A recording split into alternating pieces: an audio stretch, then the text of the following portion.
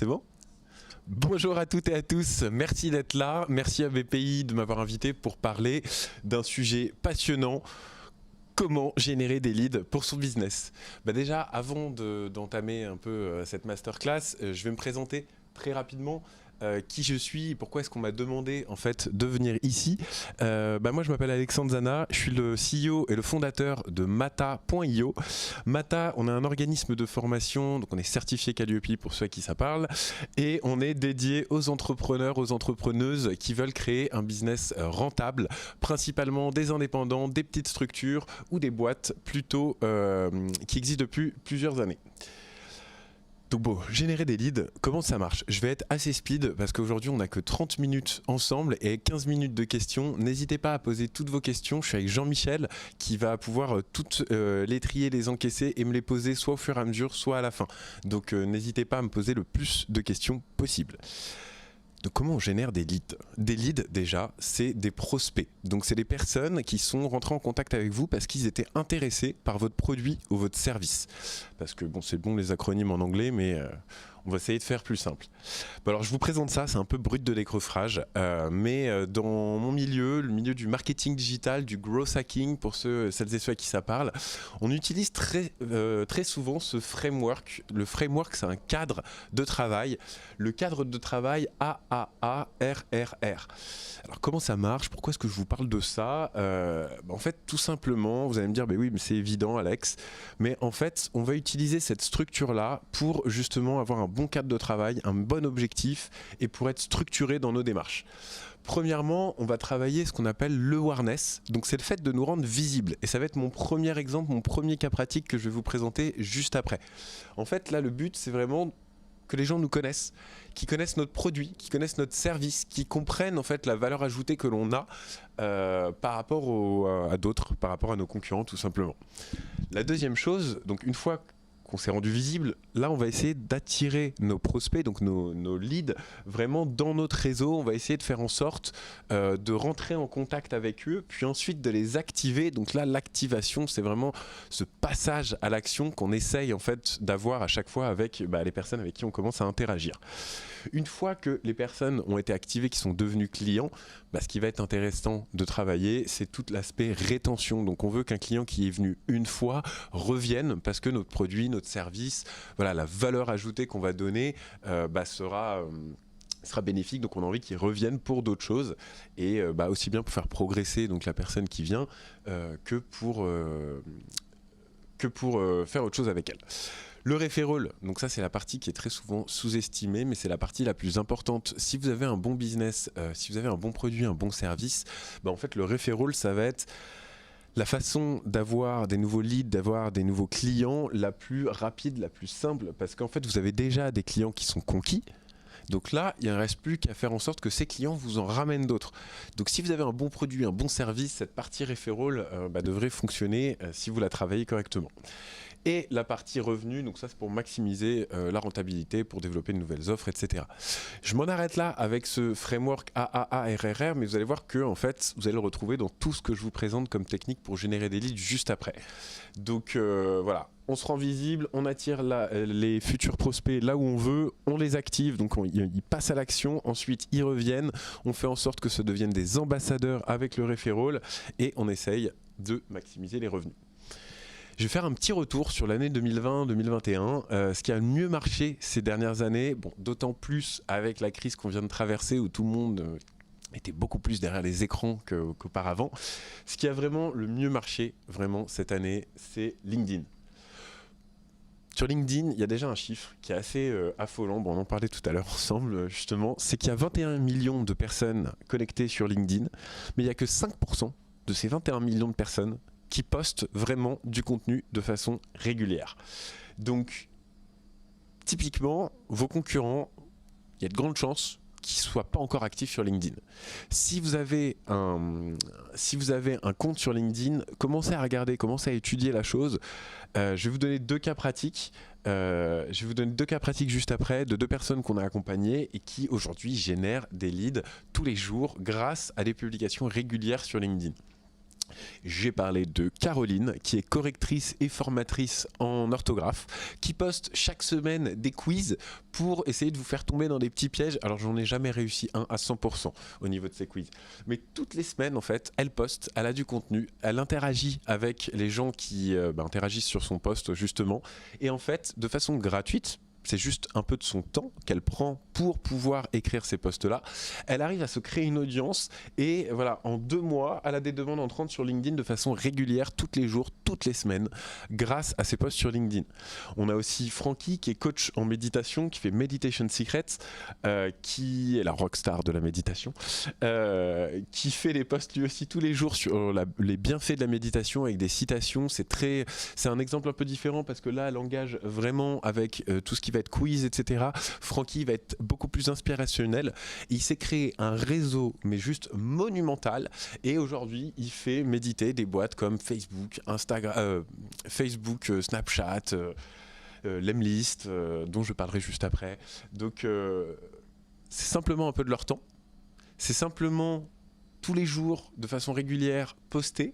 Il y a plein de techniques pour vous trouver du contenu, parce que là, j'en vois beaucoup venir dans les questions, je suis certain que ça se pose. Ouais, mais moi, j'ai pas forcément d'inspiration, ou je ne sais pas forcément sur quoi écrire. Mais en fait, partez du principe que tout ce que vous vivez tous les jours en tant qu'entrepreneur, entrepreneuse, en tant que même salarié dans une boîte, hein, bien évidemment, mais dès que vous vivez des choses, partagez-les en fait sur LinkedIn, avec une orientation pro, bien évidemment, mais racontez le quotidien, racontez faites un peu le making of de ce qui se passe dans votre boîte. Vous pouvez forcément trouver un axe. Si vous voulez qu'à la fin on en discute, je vous donnerai mon contact, mais il y a forcément un axe que vous pouvez travailler et il faut simplement avoir ce petit déclic, il faut le déclencher et une fois que c'est fait, vous allez voir que ça roule tout seul. Moi-même, je me prends au jeu depuis là quelques mois, je le fais vraiment de façon régulière, structurée, je teste tous les jours, j'essaye de voir ce qui engage le plus ou pas. Il y a même pas une semaine, on a publié donc, un type de post, si ça peut vous aider déjà à savoir comment orienter vos premiers posts. Quelque chose qui fonctionne très bien, c'est de donner du contenu gratuitement contre en fait l'adresse mail de la personne. Donc ce qu'on a fait nous, c'est qu'on a créé, à l'instar des livres blancs, on n'en peut plus, on a créé le livre bleu parce que nos couleurs sont bleues. On a créé le livre bleu avec les 17 outils préférés pour lancer sa boîte. Ce post, il a eu pas mal d'échos, on a eu 33 000 vues, ce qui est très peu, mais par contre, ce qui est intéressant, c'est les 4% d'engagement qu'on a eu, ça c'est plutôt correct. Avec un seul post, on a généré plus d'une centaine de leads qui sont en cours de conversion. Donc on a un cycle de vente qui est un peu plus long qu'une semaine, donc on n'a pas encore exactement les bons chiffres là-dessus, mais en tout cas, on a eu une centaine de leads avec un post LinkedIn.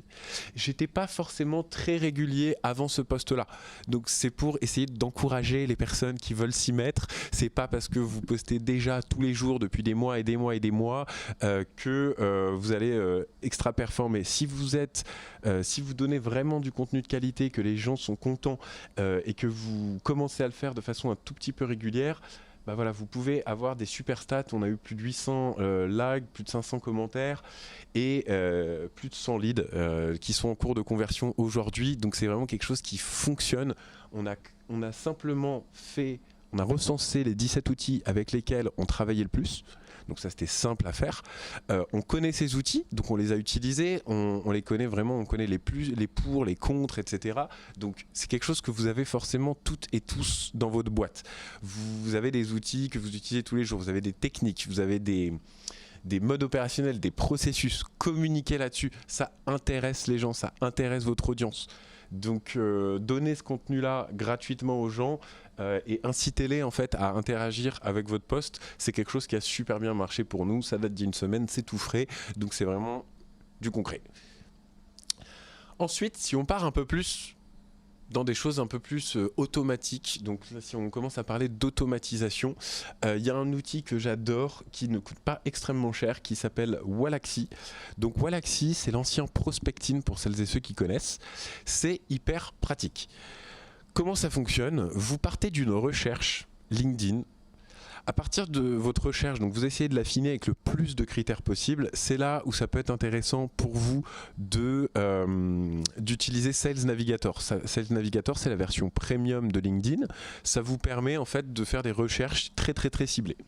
Donc vous faites une recherche très ciblée. Vous envoyez ensuite des invitations automatiques. Wallaxy, c'est plutôt simple d'utilisation. Donc nous on fait des tutos, etc. dessus, mais vous allez voir, c'est vraiment plutôt simple d'utilisation. Donc on fait une recherche. Ensuite, on envoie des invitations de façon automatique sur le réseau LinkedIn. Donc à partir de son propre compte, ça envoie des invitations. Vous pouvez même marquer un petit message qui va être personnalisé par rapport à votre cible. Donc voilà, ça l'envoie. Ce qui est intéressant, c'est que ça envoie votre message quand la personne est connectée seulement, histoire de maximiser vraiment le nombre de réponses. Parce que la personne est connectée, bam, elle reçoit votre message, elle le voit, elle est là pour répondre à ces messages, donc justement, elle vous répond. Et ensuite, vous pouvez reprendre la conversation à n'importe quel moment. Il y a 2 questions pertinentes apparemment sur ce sujet. Alors, j'ai Victor. Ne serait-il pas des leads plus intéressés par votre cadeau que votre produit-service, donc des faux leads? C'est une question. Ouais, alors on a la question de Victor. Si on reprend un peu cet exemple où justement on donne de la valeur ajoutée aux personnes en leur offrant un cadeau, est-ce que ces personnes-là, ils ne sont pas juste intéressés par le cadeau et ils n'en ont rien à faire de ce que vous voulez? Alors oui, il va y avoir un pourcentage, effectivement, qui va être intéressé simplement par le cadeau. Sauf que si le cadeau il est pertinent, que vous avez donné de la valeur aux gens, ces gens-là, ils vont revenir sur votre prochain post, ils vont suivre votre profil. Et petit à petit, c'est vraiment ce qu'on appelle le nurturing. Donc le lead, il passe pas de l'état froid à tiède, chaud et client direct. Il va falloir le travailler un peu. Donc il faut lui donner du contenu sur du long terme, il faut intéresser les gens sur du long terme. C'est pour ça qu'il ne faut jamais lâcher, il faut toujours être régulier. Il y a plein de petites techniques pour ça, mais il faut vraiment être régulier. Et au bout d'un moment, si vraiment vous arrivez à comprendre votre audience et que vous arrivez à répondre à ces questions de façon pertinente, d'un moment ça close, nous on voit bien que ça marche très bien, ça marche bien pour nous, quoi. Question de Lisa. Lisa. Y a-t-il une bonne façon de poster pour notre entreprise sur LinkedIn? Hashtag, et post du post, notre profil perso. Oui, alors effectivement, un post, il y a des bonnes et des mauvaises façons. Je vois qu'on est bon dans le timing, donc je vais prendre le temps de répondre à cette question. Pour faire un bon post LinkedIn, on va reprendre un peu le concept de framework, de cadre de travail. Il y a une façon d'écrire vos posts qui va emmener la personne, qui va embarquer la personne un peu dans une histoire. Très souvent, on parle de la méthode AIDA, c'est une des méthodes les plus connues. La première chose, ça va être d'attirer l'attention de la personne. C'est pour ça que très souvent sur vos posts, vous voyez que la première ligne du post, elle est très catchy. Elle donne envie aux gens de cliquer sur le voir plus juste en dessous. Donc la première chose, c'est d'attirer l'attention de la personne. Ensuite, de susciter un peu son intérêt, c'est le AI, donc c'est le I juste après, de susciter l'intérêt de cette personne-là. Donc une fois que vous avez suscité l'intérêt de cette personne, vous commencez à passer à la partie désir, donc à lui dire, ok, bah si tu veux, premier A, le livre bleu des startups, c'est gratuit, donc là les gens sont intéressés. Le I, c'est les 17 outils qui nous ont permis d'en arriver là. Ah bon, bah ok, moi aussi. Le désir, c'est tu as juste à commenter et on te l'enverra et on pourra t'envoyer et on espère que ça te fera passer à l'échelle grâce à ce petit kit. Et le dernier, c'est le call to action, c'est commande ce post et on t'enverra cette chose-là. Bon, je l'ai fait un peu en freestyle en répondant à la question, donc tout n'est pas extrêmement aligné, mais voilà, il y a cette première chose, c'est le cadre de travail, donc comment structurer vraiment son post. La deuxième chose, des petits tips tout bêtes, mais inciter les gens à liker, à commenter votre post, ça va faire en sorte que vous allez avoir de plus en plus de réactions en fait, et la première heure est cruciale. Si pendant la première heure, vous avez beaucoup d'interactions, beaucoup de réactions à votre post, bah en fait LinkedIn il va se dire que c'est un bon post qui va bien fonctionner, qui va faire en sorte que les gens vont être attirés par le réseau social LinkedIn. Donc LinkedIn, l'algorithme de LinkedIn a tout intérêt à vous laisser dessus, et à vous faire voir parce qu'il sent que les personnes sont intéressées par votre post. Ensuite, il va y avoir aussi le fait de... Ouais, mais non, silencieux. Ensuite, il va y avoir le fait de ne pas mettre par exemple de lien externe. Bah, forcément l'algorithme de LinkedIn il veut qu'on reste sur LinkedIn, donc si vous mettez un lien externe qui fait en sorte que les gens se barrent de LinkedIn, bah, il n'est pas content, donc il va pas vous pousser. Ensuite, les hashtags, il faut pas en mettre plus de 3. Enfin voilà, on a toute une to-do list. N'hésitez pas à vous inscrire à la fin et on vous enverra vraiment un peu la to-do de ce qui est intéressant ou pas à faire dans un post. Mets-le en silencieux. Et voilà un peu pour cette petite digression pour répondre à Lisa sur comment écrire un bon post. Je vous ai donné quelques tips. Nous, ce qui a le mieux marché pour l'instant, effectivement, c'est le contenu gratuit pour les gens. Je reviens un peu sur Wallaxy parce que on va combiner ce que je vous ai dit avant et ce que je viens de vous dire. Wallaxy, c'est top. J'ai ce post-là. Je vais pouvoir extraire toutes les personnes qui ont liké ce post-là. Et derrière, avec Wallaxy, donc soit je pars d'une recherche de prospects et je leur envoie des messages, soit je repars des gens qui ont interagi avec mon post pour leur demander des feedbacks, des retours. Comment est-ce qu'ils ont trouvé par exemple mon livre bleu? Je peux rentrer cette liste-là dans le moteur de Wallaxy et recontacter et réinteragir avec ces gens-là de façon automatique. Quand on en a 800, on va pas s'amuser à recontacter les 800 à la main. Donc c'est vraiment quelque chose, creuser cet outil. Il coûte pas extrêmement cher. Je suis pas affilié, hein, donc c'est vraiment gratuit. Hein. Mais voilà, c'est quelque chose qui nous a particulièrement aidé dans le business. J'ai une question pour Wallaxy. Ouais, une question pour Wallaxy. Amaury. Amaury a une question sur Wallaxy. Wallaxy touche-t-il que son réseau ou cible tout le réseau LinkedIn sont les critères? Non. Alors, pardon. Est-ce que on ne cible que notre réseau? Alors oui, on va partir de notre réseau, donc premier, deuxième, troisième degré. Donc ça va faire une recherche par rapport à notre réseau, à nous. C'est exactement, en fait, les personnes que vous allez connecter, c'est exactement les personnes qui sont dans votre recherche lorsque vous la faites. Donc vous pouvez après, il y a d'autres techniques pour aller chercher un peu plus loin, mais c'est un peu plus border. Oui, tu vas toucher principalement ton réseau à toi. Par rapport, en fait, tu vas toucher exactement les personnes qui sont dans la recherche. Ou les personnes que tu peux justement récupérer avec l'outil que je vous présente juste après. On a une autre question. Ouais, alors j'avance et je reviendrai sur les questions à la suite. Ça, c'est un triptyque, donc c'est un peu plus complexe. Je suis vraiment monté en grade. Hein. Au début, on était juste sur des posts. Ensuite, on était sur Wallaxy, donc comment automatiser un peu la recherche de leads et la prise de contact avec les leads. Et là, on va aller un peu plus loin avec le triptyque, qui pour moi est le triptyque le plus intéressant du web pour générer des leads en ce moment. C'est très efficace, mais attention, c'est un peu chronophage à mettre en place. Mais une fois que c'est mis en place, c'est une machine de guerre. On va récupérer des adresses mail professionnelles à partir de LinkedIn avec un outil qui s'appelle Phantom Busters. Il y en a d'autres. Moi, je suis particulièrement fan de Phantom Busters. J'ai jamais eu un bug. Ça fait genre 4 ans que je l'utilise. Donc, c'est assez remarquable. Donc, Phantom Busters va vous permettre, encore une fois, à partir d'une recherche LinkedIn, à partir d'un post LinkedIn, à partir du post LinkedIn de votre concurrent, éventuellement si vous voulez aussi, vous allez pouvoir retrouver les noms, prénoms, liens LinkedIn et potentiellement les adresses mail aussi de ces personnes-là. Ensuite, vous allez pouvoir les passer dans une moulinette, donc dans l'outil Drop Contact. Bonjour Denis. Dans cet outil Drop Contact, en fait, ça va vous valider les adresses mail. Il ne faut pas oublier qu'une adresse mail, ça a une date d'expiration. Là aujourd'hui je suis avec Jean-Michel. Jean-Michel il a une adresse BPI. Si jamais il change de boîte demain, son adresse BPI ne fonctionnera plus. Pourtant je vais la retrouver avec Drop Contact. Drop Contact va me dire si cette adresse mail existe ou pas. Ça vous évite, lorsque vous envoyez un mail, lorsque vous contactez en fait une personne, tout simplement ça vous évite de tomber en spam. Plus vous tombez en spam, plus vous allez avoir ce qu'on appelle des hard bounce et plus vous allez être dégagé. Ensuite, vous n'allez plus pouvoir envoyer une mail parce que vous tomberez systématiquement en spam. Donc on en vient à la troisième étape. À partir de recherche, on génère des adresses mail, on les valide et ensuite, bam, on les envoie en séquence sur Lemlist. Donc Lemlist, c'est le meilleur outil du marché actuellement pour pouvoir envoyer des emails comme ça à des personnes que l'on ne connaît pas. En fait, vous avez un petit moteur dans Lemlist qui s'appelle Lemwarm qui vous permet de chauffer votre adresse mail pour envoyer de plus en plus de façon massive. Et une fois que votre adresse mail est chauffée, c'est un peu comme un muscle en fait. Une fois que votre adresse mail est chauffée, vous pouvez aller un peu plus loin. Vous n'allez pas courir un marathon demain si vous n'arrivez pas à encaisser 10 km. Donc là, c'est un peu la même idée, vous chauffez votre adresse mail et ensuite vous allez pouvoir envoyer des mails en masse.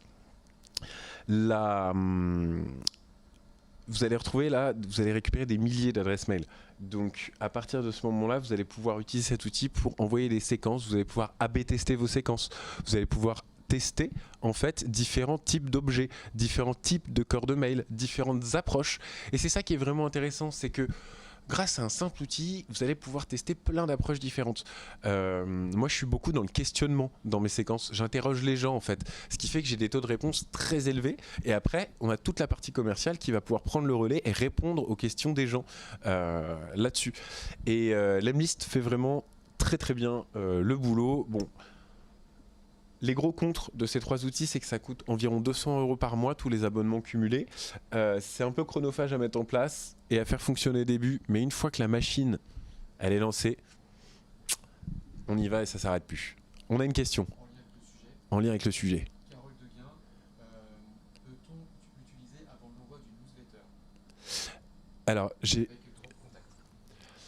Ah oui, alors donc on a Carole qui nous pose une question. Est-ce que c'est possible d'utiliser Drop Contact avant l'envoi d'une newsletter? Je vous le conseille fortement. Là, je vous expliquais comment récupérer des adresses mail. Donc on n'a vraiment aucune idée si ces adresses mail existent vraiment ou pas.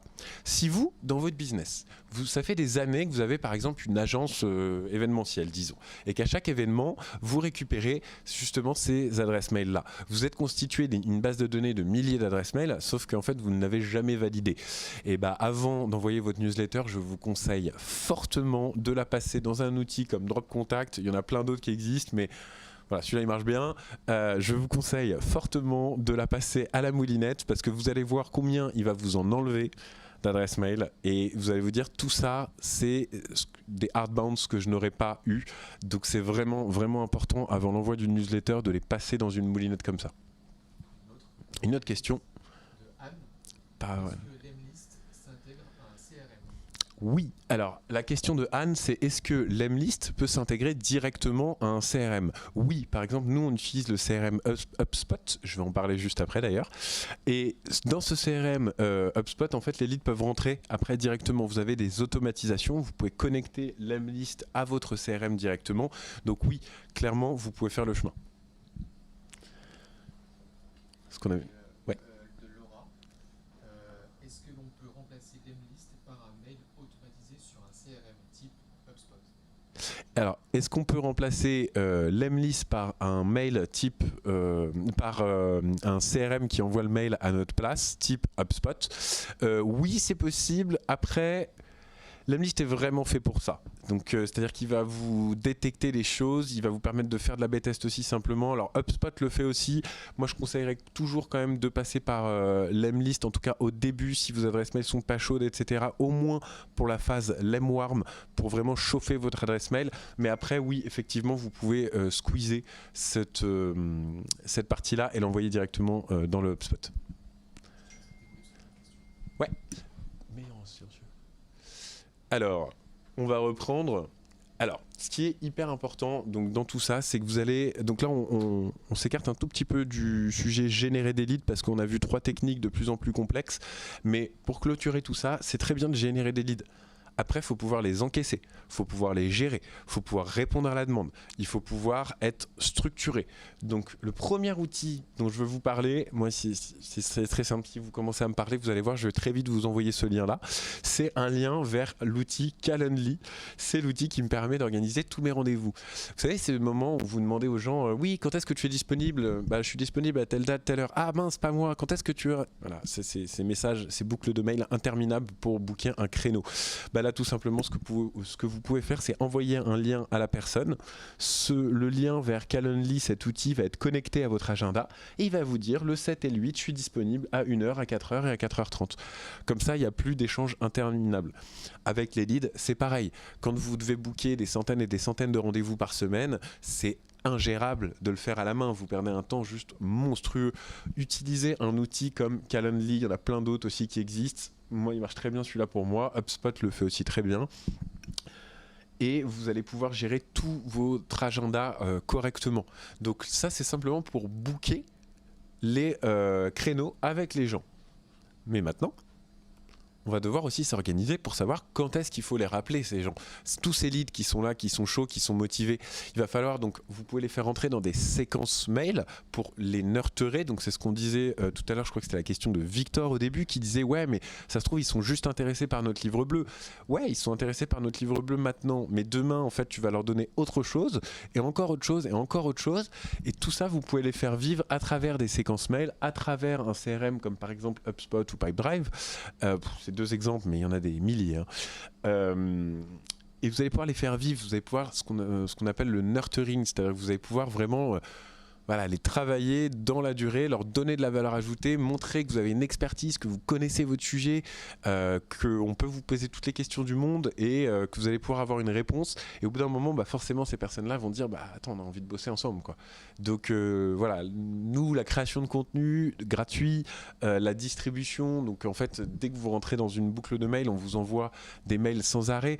On a fait un truc qui marche super bien, qui donne vraiment beaucoup de valeur ajoutée aux gens et les gens nous remercient, mais vraiment tous les vendredis à 9h, vous recevez les Matax. Donc les Matax, c'est les petits hacks de Mata. C'est une séquence qui n'a pas de fin, en fait, ça fait quasiment 1 an qu'on l'a lancé. Donc quand vous inscrivez, vous avez le Matac 1, puis 2, puis 3, puis 4 chaque semaine. Et en fait, chaque semaine, vous allez recevoir un petit tips sur de l'organisation, sur du marketing digital, sur le nouvel outil qu'on a découvert, etc., etc., etc. Et ça permet vraiment de montrer que bah, vous connaissez votre sujet, que vous êtes à l'aise avec, que vous êtes passionné, et voilà, ça donne de la valeur ajoutée aux gens. Donc n'hésitez pas aussi ce type de séquence-là. Nous, quand les gens s'inscrivent, on leur propose toujours: est-ce que tu veux t'inscrire au Matax ou pas? Et voilà, donc bon, juste avant de garder le contact, on va commencer à répondre un peu à toutes les questions. Donc c'est parti, là c'est le question pour un champion. Donc là on a eu juste les questions qui étaient en rapport avec les outils, mais là je crois qu'on va avoir encore plus de questions.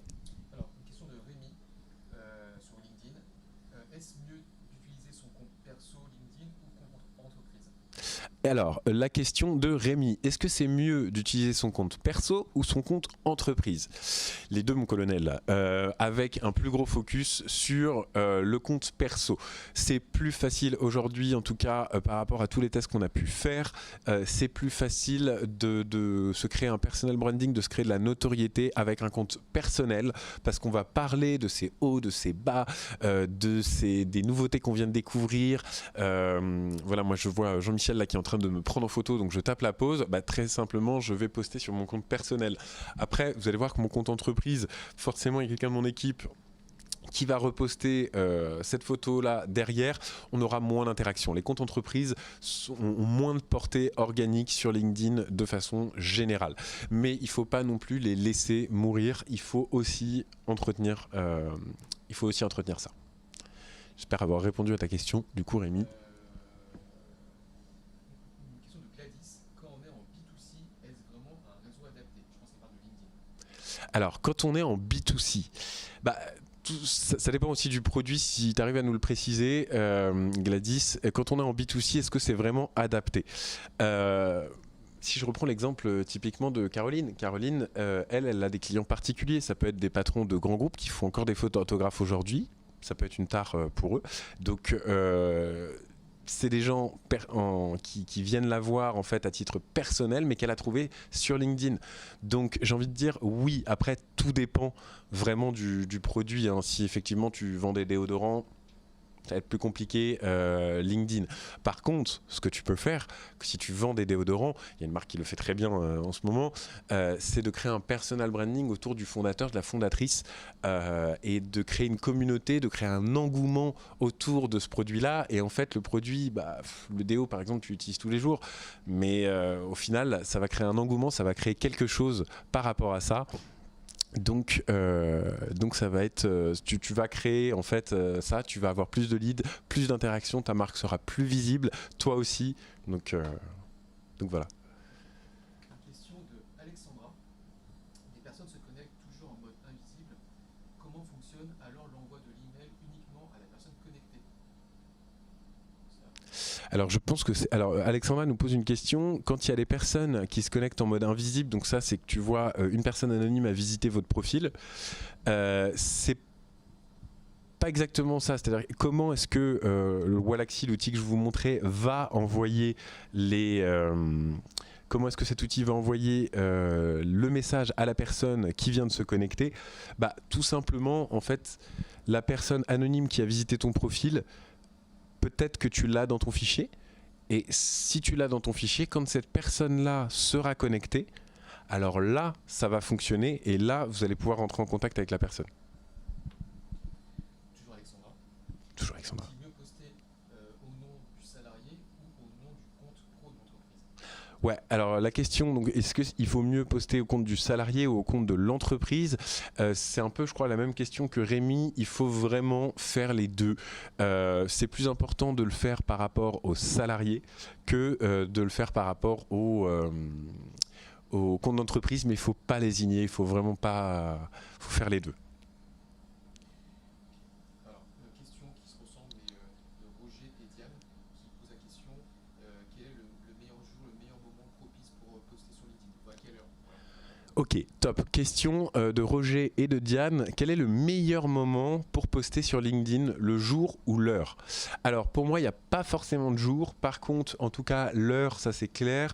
Je l'ai vu, j'ai testé plein de choses. Si vous commencez à poster le matin, c'est bien, vers 9h, 9h30 le matin, c'est là où les personnes se connectent, arrivent au boulot, ouvrent LinkedIn, etc., etc. Donc là, c'est assez important de poster le matin parce qu'en fait, LinkedIn va avoir le temps de tester votre post et ensuite de le propulser tout au long de la journée. Il y a quelque chose qui fonctionne aussi très bien sur du plus long terme, ça va être les sondages. Vous pouvez les laisser tourner pendant une semaine. Donc ça, c'est un post qui va avoir une durée de vie un tout petit peu plus longue que le reste des posts plus classiques que vous pouvez faire tous les jours. Question de Kevin, toujours sur LinkedIn. Peut-on automatiser les posts sur LinkedIn? Alors, question de Kevin, peut-on automatiser les posts sur LinkedIn? Alors, il va bien falloir que tu les écrives, hein, les posts. Mais à partir du moment, si tu veux les écrire, je sais pas moi, 30 posts pour un mois, tu écris 30 posts pour 2 mois peut-être, t'écris tes 30 posts et tu peux les mettre dans des outils comme par exemple HubSpot le fait, tu peux le mettre sur...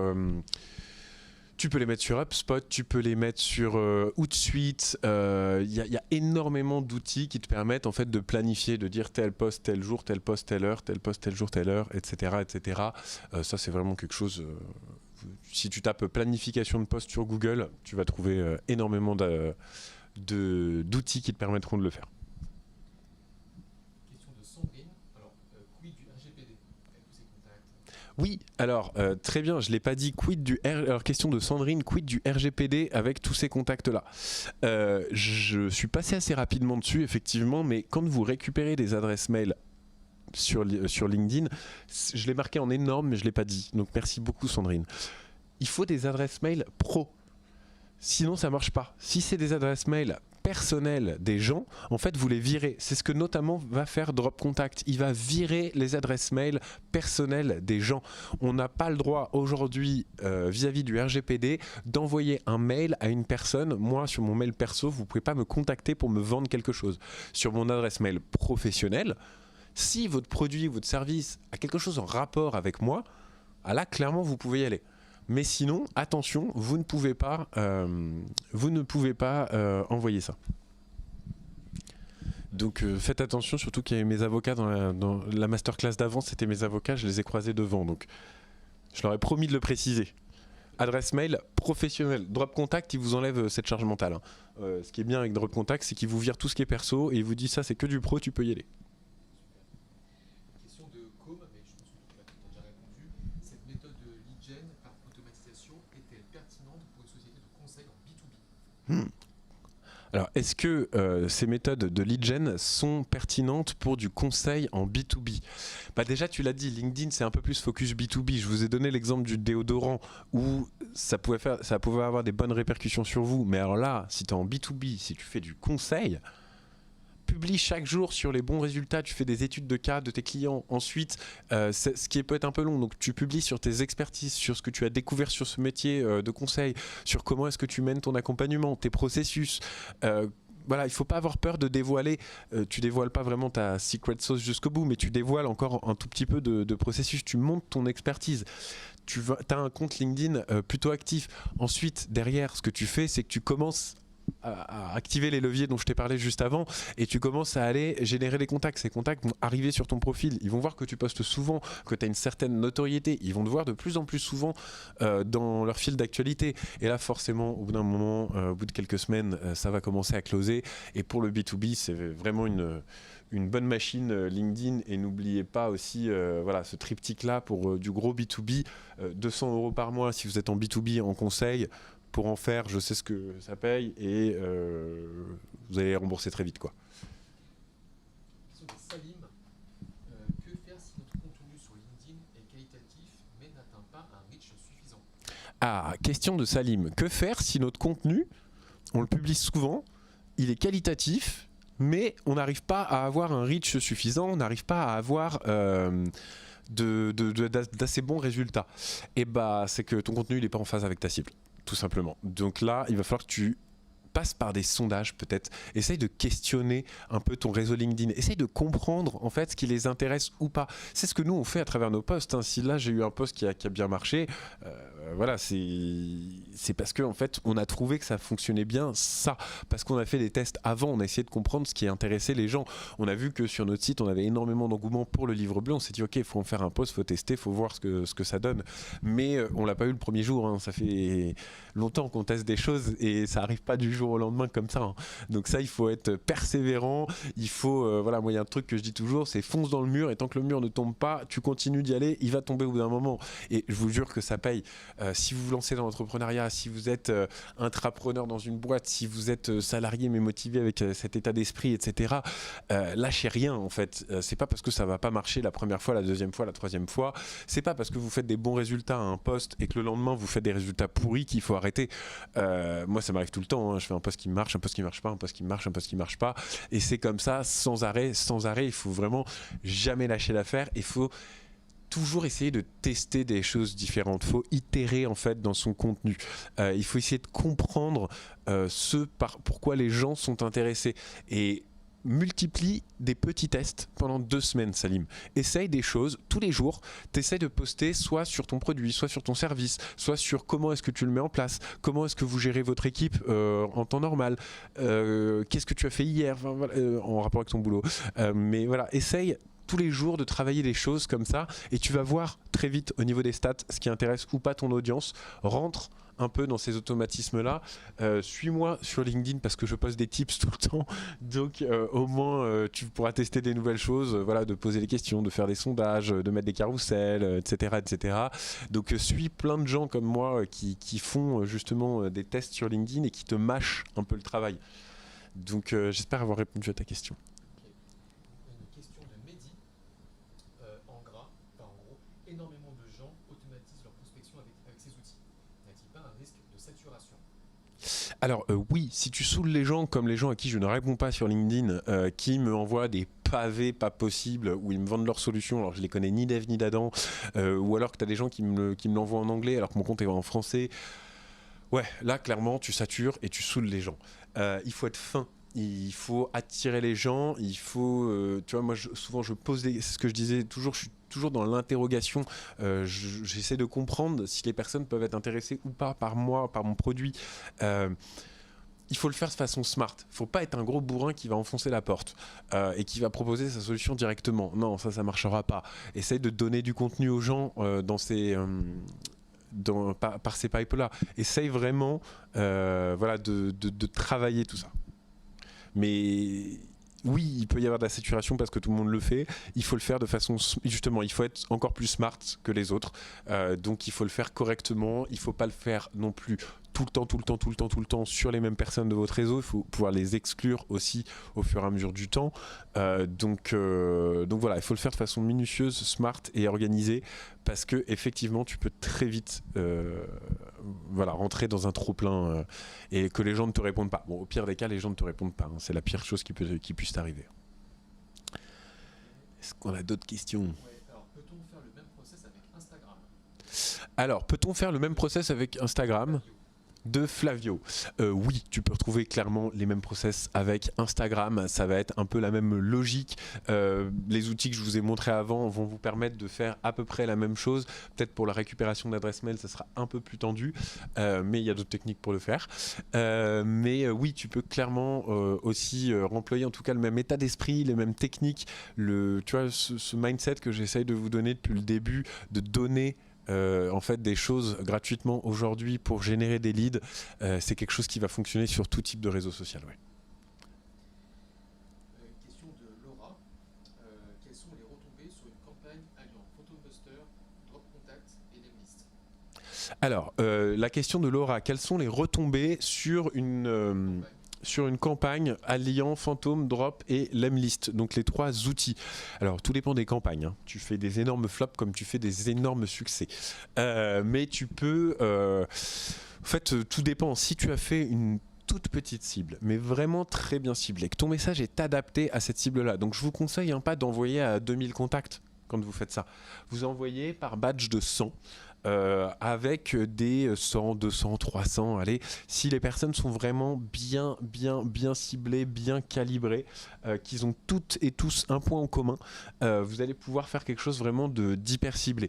Si vous êtes sur des grands comptes, par exemple, qu'un contrat, que vous cherchez, par exemple, je sais pas, 10 contrats à l'année, ce que vous pouvez faire, c'est commencer à personnaliser 1 ou 2 phrases dans chacun de vos mails Lemlist, et sur la centaine de personnes que vous allez contacter, vous allez vraiment chercher une phrase par personne. Ensuite, tout le reste est automatique, mais cette partie est vraiment manuelle. Mais alors par contre, là, les retombées, Laura, j'ai des chiffres, vraiment, ça peut être du 60-80% de réponses, c'est des chiffres 90 même sur certaines campagnes, certains mails de réponses, parce que la personne si elle est au courant de tout ça, elle sait que c'est automatisé, mais en tout cas elle voit qu'il y a du perso, parce que forcément dans les petites phrases que vous avez pu mettre dedans, c'est ultra pertinent, donc ça fonctionne bien.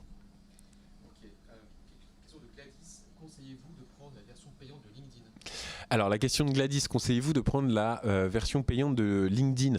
Alors moi, très simplement, je vous conseille de le commencer en gratuit, d'avoir vos premiers résultats en gratuit. C'est tout ce que je conseille à tout le monde. Vous faites d'abord vos preuves avec l'outil le plus pourri, et ensuite vous passez à la version payante une fois que vous avez généré assez de marge pour pouvoir vous la payer. Moi, c'est toujours le conseil que je donne. Ça sert à rien de commencer à apprendre la guitare avec la plus belle des guitares. Moi, j'ai appris la guitare avec une guitare horrible à jouer, impossible. Et en fait, le jour où j'ai une bonne guitare, c'était très cool et j'ai pris un niveau d'un coup. Donc, faites la même chose. Débrouillez-vous avec des outils au début un peu galères. Il y a des périodes d'essai d'ailleurs sur tous ces outils-là. Normalement, vous devriez être capable de vous rentabiliser ces outils-là avec les 14 jours de période d'essai sur tous les outils. Donc voilà, essayez d'abord en version gratuite, et une fois que ça tourne, que ça fonctionne bien, vous prenez la version payante. C'est plus dur, mais ça sera mieux.